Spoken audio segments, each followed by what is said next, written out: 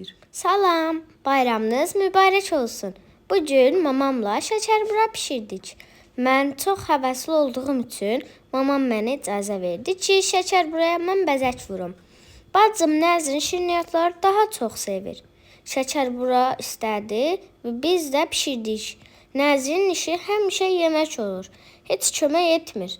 Amma yox, kömək edir. Qardaşım Atilla'nı oynadır. Sizcə necə oldu bəzəyim? Anam dedi ki, şəkərburamızın üzü azca qızarıb.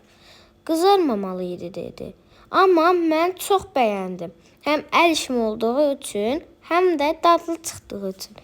Bəs sizcə necə görünür?